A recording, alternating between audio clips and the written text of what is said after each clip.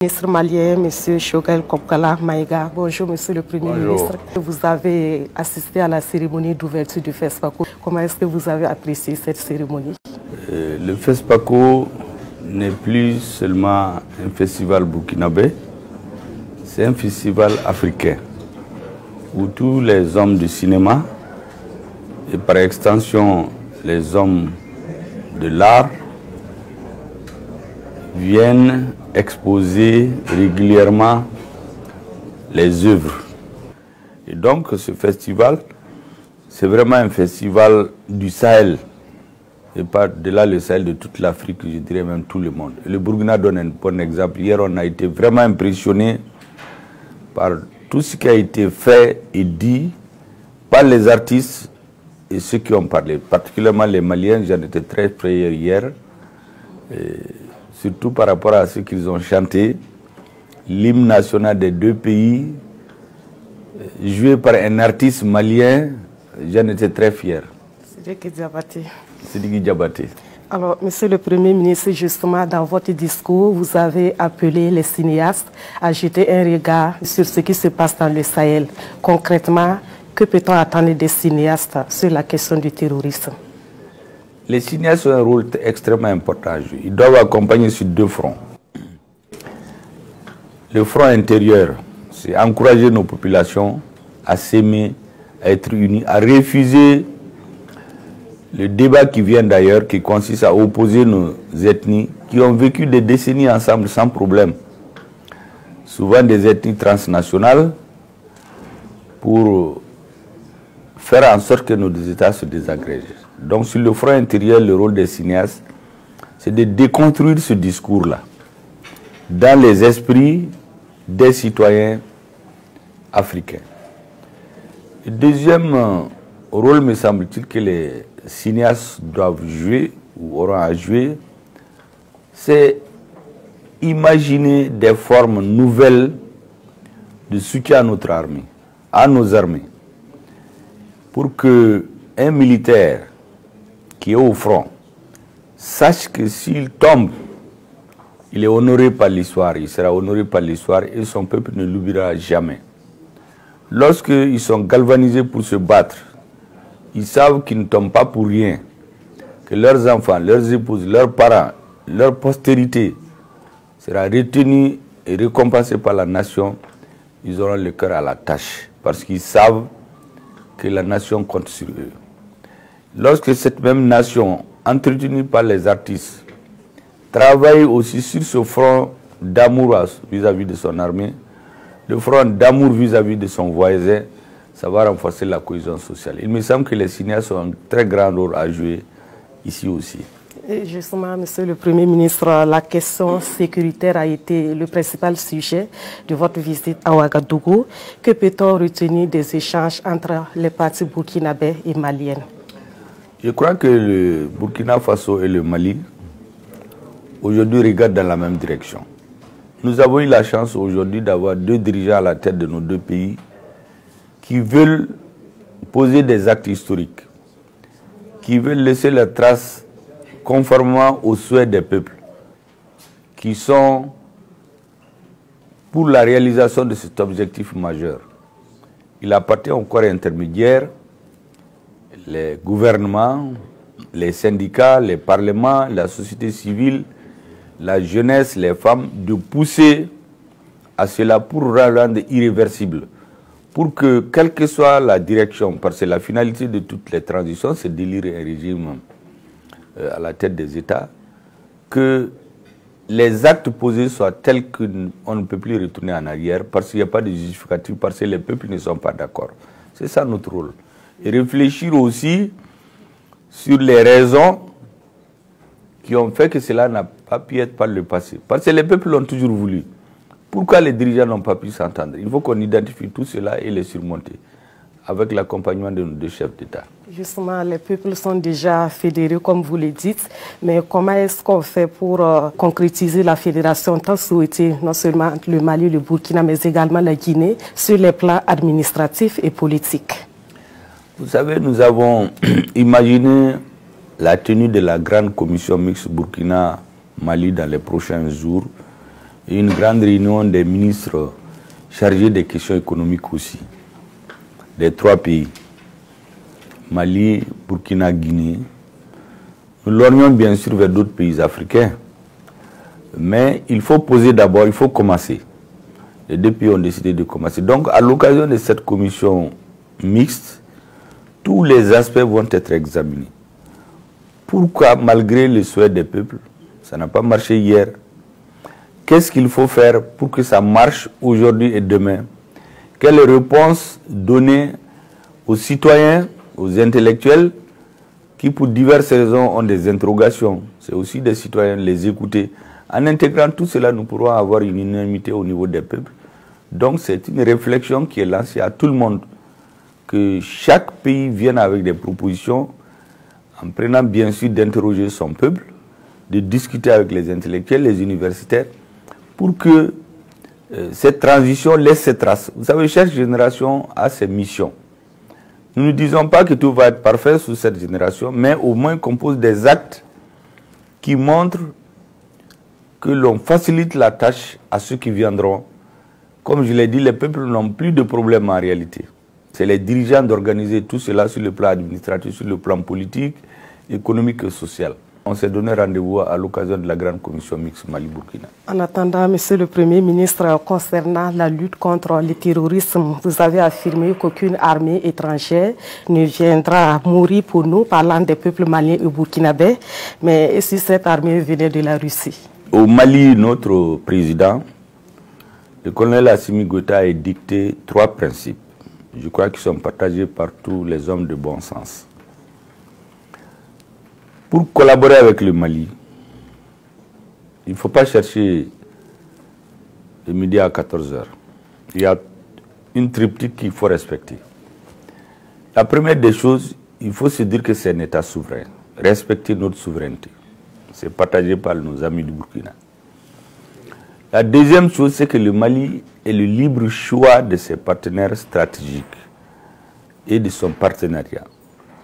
Beaucoup parlent de la Russie, mais en réalité, le Mali coopère avec beaucoup de pays du monde.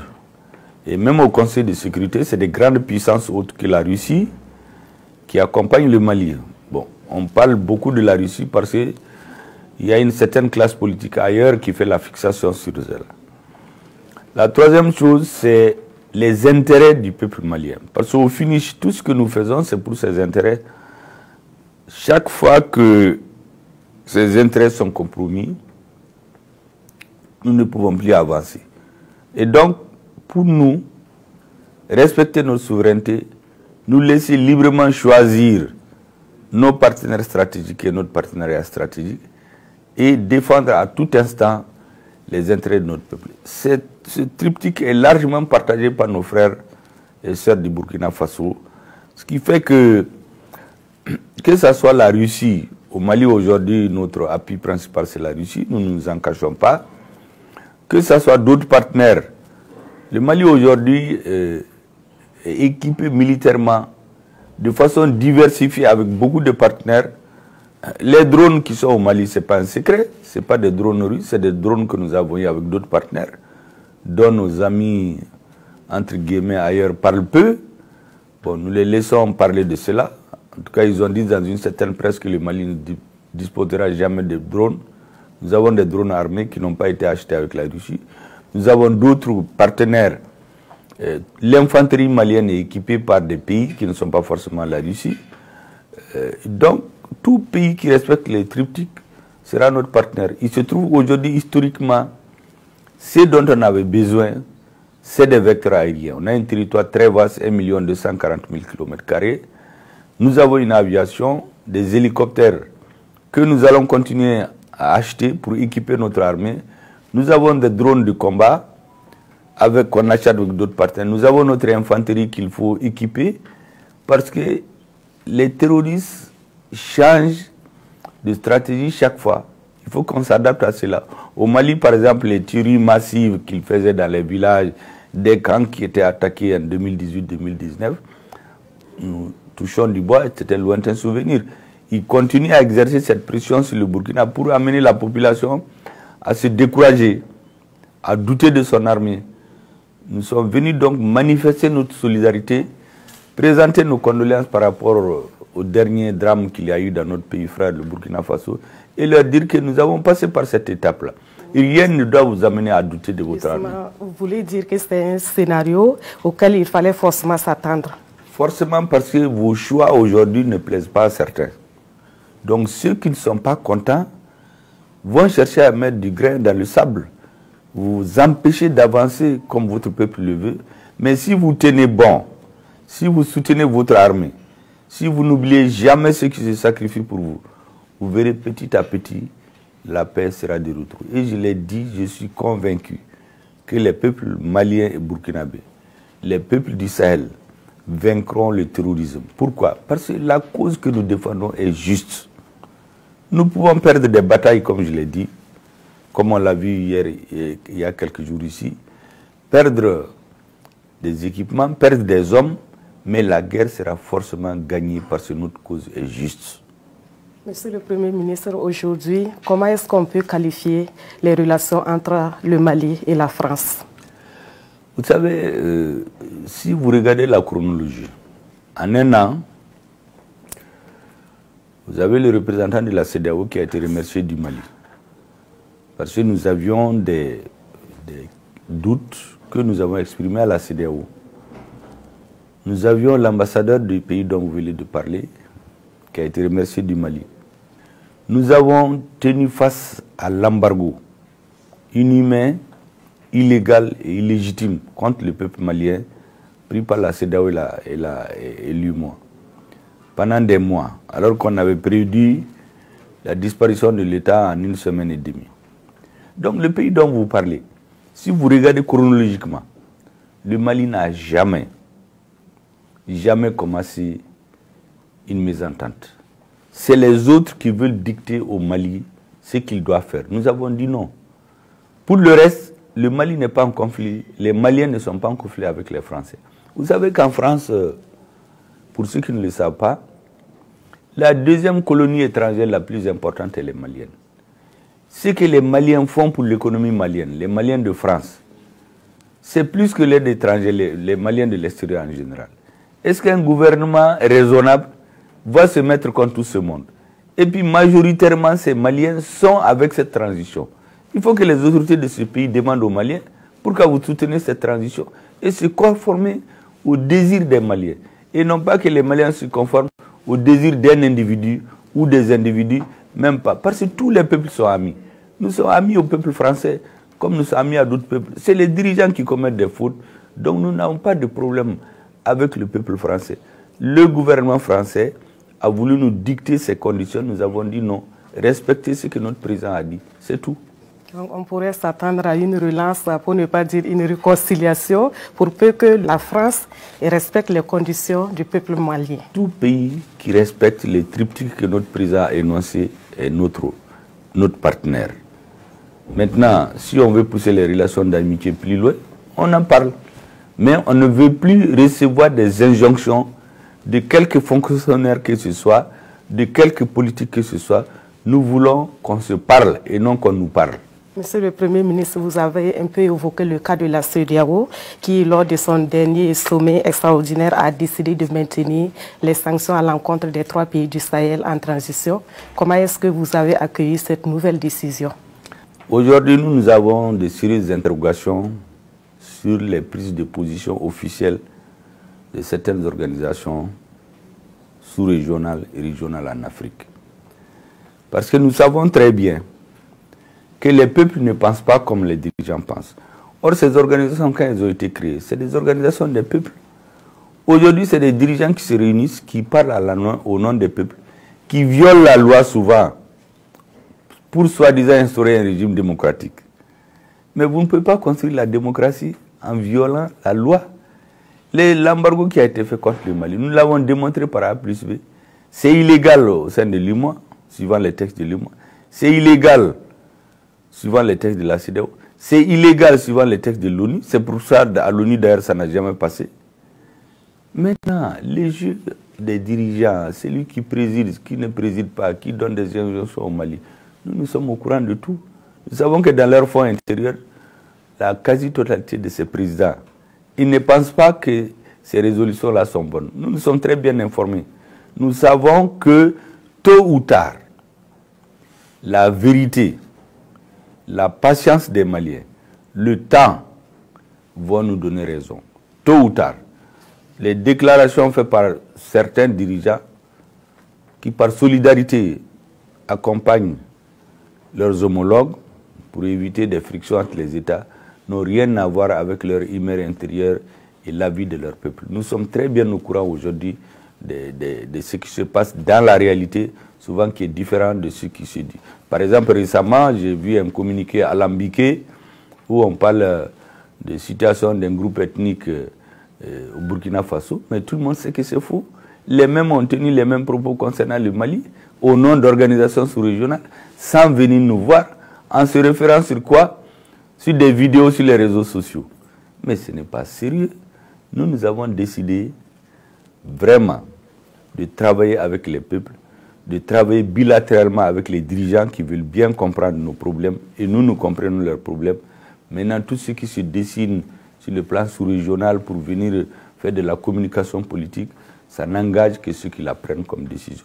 Et nos gouvernements, nos ministres des Affaires étrangères du Burkina Faso, de la Guinée et du Mali, que je félicite au passage par rapport à la grande décision importante qu'ils ont prise en début février, le lobbying et les explications qu'ils ont données à l'Union africaine.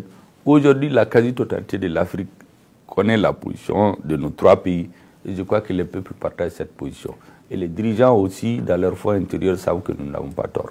En attendant, ces trois pays qui sont sous le coup des sanctions de la CEDEAO, est-ce qu'ils ont véritablement les moyens de résister et jusqu'à quand? Il faut croire en votre armée, il faut croire à votre peuple. Notre président, c'est un chef militaire. Lui et ses compagnons, l'équipe qui dirige, ils ont fait plus de la moitié de leur vie sur le terrain militaire. Deuxièmement, vous savez que dans un pays, les militaires, c'est une partie de la population. Quand il n'y a pas de stabilité, ça empêche que les militaires se concentrent sur leur travail. Et donc, pour que tout arrive dans le sens que les peuples souhaitent, il faut que le peuple croie à lui-même et transmette cette confiance-là à son armée. Nous avons choisi le 14 janvier pour les raisons qu'on a expliquées, comme la journée de la souveraineté retrouvée. Récemment, j'ai dit à des collègues que notre armée nous a restitué non seulement notre souveraineté, accompagnée de notre peuple, mais nous a donné la confiance. Avec la confiance, rien n'est impossible pour les peuples. Vous savez, au Mali, il y a 2 ou 3 ans, on a dit à tout le monde que un pays africain ne peut pas vivre sans l'aide extérieure dont vous venez de certains. On nous a tout coupé. Et pendant ce temps, nous nous sommes organisés. Notre peuple a fait bloc majoritairement autour de ses dirigeants. Nous avons mis la sécurité en priorité. Dans le programme d'action gouvernementale chez nous, l'axe numéro 1 sur les 4 axes, c'est d'abord la sécurité. Nous avons donné tous les moyens dont le pays disposait à notre armée. Et nous avons inversé la tendance aujourd'hui. Il y avait un moment où on tuait 40, 50, 60 militaires dans un camp. On rasait un village, 140 personnes. On ne pouvait rien faire. Nous n'avions même pas les moyens de déplacement pour aller secourir notre armée. Pour même parcourir certaines parties de notre territoire, les survols, il fallait demander l'autorisation à d'autres. Parce qu'on nous a dit ça, l'extérieur, on ne peut rien faire. On a décidé non. Le peuple malien a dit non. Et en un an, j'explique aux camarades, nous avons équipé notre armée plus que les 30 dernières années réunies. Sans l'aide de personne, avec l'argent des Maliens. Nous avons augmenté de 200 milliards, plus de 200 milliards. On a amélioré les conditions de vie des travailleurs. Mais, pour cela, nous avons d'abord eu confiance en nous-mêmes. Nous avons remarqué que tout ce que nous donnons à notre armée, elle fait son boulot. Donc, ce que je recommande, il faut avoir confiance en soi. Quand les Africains auront confiance en soi, ils comprendront qu'ils peuvent tout résoudre. Rien de l'extérieur ne viendra nous sortir de la pauvreté. Beaucoup de chefs d'État d'ailleurs le disent, je ne sais pas pourquoi ils font des discours contraires souvent. Ils disent que L'aide extérieure n'a jamais développé un pays. Soyez sûrs, dans quelques mois, c'est le Burkina qui va donner l'exemple à d'autres pays. Et ensemble, nous allons dire à d'autres, croyez en votre force, les Africains. Vous avez tout chez vous pour vous développer. Donc la confiance, c'est extrêmement important. En plus, la souveraineté retrouvée, c'est-à-dire votre chef d'État, le chef suprême des armées, au Burkina, au Mali, dans un autre pays, peut décider d'aller sur son territoire quand il veut, au moment où il veut, sans demander l'autorisation d'une puissance étrangère. En plus de cela, il faut redonner confiance au peuple. Quand vous avez confiance, rien n'est impossible. Chez nous, d'ailleurs, on dit découragement n'est plus malien maintenant. Et je crois au Burkina aussi. Découragement, là, c'est ailleurs, ce n'est plus chez nous. Monsieur le Premier ministre, j'aimerais vous entendre sur la question de l'exploitation minière au Mali et au Burkina Faso. En quoi est-ce que c'est important pour les deux pays de prendre cette question comme un défi commun? Chaque pays fait ce qu'il peut. Je viens de vous expliquer comment nous nous en sommes sortis pendant l'embargo. Grâce à la mobilisation de notre peuple, toutes les couches, les syndicats, les religieux, les opérateurs économiques surtout, parce que c'est eux qui fournissent la population en denrées alimentaires. Mais pour cela, il a fallu, notre armée aussi, pour cela, il a fallu que le leadership change. C'est le même pays, les mêmes citoyens, avec moins de moyens. Donc, il faut prendre ces richesses chez soi. Les Burkina et le Mali ont cette caractéristique. Le coton et l'or, quand on parle de ressources minières, on parle beaucoup de l'or, mais chez nous, il y a beaucoup d'autres ressources minières qui peuvent faire que nos pays vont se développer, je crois, à une vitesse accélérée dans les années à venir. Donc, ces ressources-là, si on les prend chez nous pour résoudre nos problèmes, c'est le problème de qui? Les ressources minières font partie des richesses de notre population. Donc, ce que je peux dire là-dessus, pour répondre à votre question, c'est que nos gouvernements doivent avoir, au nom de leur peuple, la liberté de disposer de ces biens et les utiliser au service exclusif de la population. Personne d'autre, sauf s'il veut juste épiloguer, n'a le droit de censurer ce que le peuple veut faire de ces richesses-là. Ces richesses nous appartiennent, nous en ferons ce que nous voulons. D'ailleurs, au Mali, nous voulons créer une société minière qui sera une société d'État. Ça s'appelle la SOREM. Nous avons compris que dans certains domaines, il faut que le pouvoir régalien de l'État s'exerce. Parce que tant que tout va bien, on est content. Quand ça ne va pas, on cherche l'État. Quand tout va bien, on essaie de délégitimer l'État. Et ceux qui nous enseignent cela, quand ça ne va pas chez eux, c'est les premiers à secourir leurs grandes banques, leurs grandes entreprises. L'État intervient, mais chez nous, on nous dit que l'État ne doit rien faire. Il doit aller se promener et laisser le pays comme ça. Ça, c'est terminé chez nous. Et je crois chez vous aussi, d'après les informations que j'ai, les dirigeants ont pris conscience qu'il faut que les ressources des pays soient à la disposition des populations de ce pays et pas quelqu'un d'autre. Justement, est-ce que vous voulez dire qu'il ne faudrait plus accorder une place aux investisseurs étrangers dans ce domaine? Non, au contraire, un investisseur qui vient, vous savez, c'est des opérations qui demandent de gros moyens, que les États n'ont pas souvent. Un investisseur qui vient, nous discutons. S'il s'entend avec le gouvernement et le peuple, il n'y a pas de problème. Parce que là où l'État ne peut pas tout faire, il faut que le privé intervienne. Je ne suis pas en train d'expliquer que les privés ne doivent rien faire. Au contraire, on remarque globalement que le monde s'est développé à partir de la combinaison intelligente entre le privé et l'État. Ce que je veux dire, c'est de ne pas délégitimer les États quand ça arrange certains, en disant que tout doit être privatisé, y compris les secteurs stratégiques. On nous l'enseigne, mais ceux qui nous l'enseignent ne font pas ça chez eux. C'est ce que je veux dire. Sinon, les privés aujourd'hui, je viens de vous expliquer comment le Mali a résisté à l'embargo, c'est le secteur privé malien. Cette initiative, ce dynamisme-là, qui existe chez le privé, il faut que l'État le cherche, l'allie à ses options stratégiques dans l'intérêt supérieur des populations. Monsieur le Premier ministre, dans quel état d'esprit repartez-vous de cette visite à Ouagadougou? Vous savez, je pars de cette visite, la délégation qui m'accompagne, composée de plusieurs ministres et de leurs collaborateurs, extrêmement satisfaits. Nous avons aussi des accords bilatéraux sur le plan sanitaire, sur le plan des infrastructures, sur le plan de la défense, de la sécurité, qui ont été conclus hier entre les différents départements de l'agriculture. Sans parler du joyau qui nous a été offert hier au FESPACO. Donc c'est une mission pleine d'enseignements positifs. C'est une mission qui a atteint totalement ses objectifs. Et je voudrais à cette occasion, au nom de la délégation malienne, des ministres qui m'accompagnent, du chef de l'État, exprimer toute notre reconnaissance au peuple burkinabé, au gouvernement, au Premier ministre et au président de la transition. Parce que sans le changement de leadership là, ce pays-là était là, comme on dit, on ne choisit pas ses voisins. On est lié par l'histoire, par la géographie.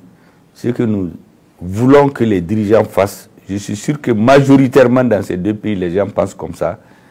Il faut qu'on aille plus en avant. Et c'est à cela que nous nous sommes dédiés aujourd'hui. Ceux qui viendront après nous feront ce qui sera nécessaire, parce que personne n'est éternel, mais les pays sont éternels. Alors, il faut terminer. Si vous avez un message commun à adresser au peuple malien et burkinabé, que diriez-vous dans ce contexte précis? J'ai indiqué tout de suite que les peuples existaient depuis des années, les richesses existaient, les volontés populaires existaient. Il a fallu deux choses. Que nous prenions conscience que le tourisme risque de disloquer nos États. Il est en train de s'étendre du nord du Mali, c'est arrivé au Burkina. Il y a quelques années, ce n'était pas pensable. C'est descendu vers le golfe de Guinée. Le terrorisme ne laisse personne. Tout pays qui pense se protéger en affaiblissant les autres, il se trompe totalement de combat, d'adversaires. Les peuples ils ont déjà compris. J'en appelle donc à ce que beaucoup fassent comme nos deux pays. Parce que le leadership, que les leaders écoutent leur peuple. Que veut leur peuple? Quelles sont les priorités de leur peuple? Et les suivre. En les suivant, ils ne vont pas se tromper. Ni de combat, ni d'adversaire. Les peuples ne se trompent pas. Donc j'invite à plus de cohésion, à forcer encore les dirigeants à accélérer le processus d'intégration entre le Mali et le Burkina, d'intégration africaine, parce que depuis 60 ans, nous ne parlons que de ça. Il faut maintenant que la nouvelle génération pose des actes, quitte à ce que ceux qui viennent après avancent, parce qu'ils ont le soutien populaire et ne peuvent plus retourner en arrière. Et nos peuples sont déterminés, nos dirigeants sont déterminés en cela. Espérons que des traces historiques seront laissées dans les années à venir. Et cela, nous le devons grâce à nos peuples, grâce au leadership aujourd'hui que nos deux pays ont. Merci à vous et bon retour à Bamako. Merci beaucoup.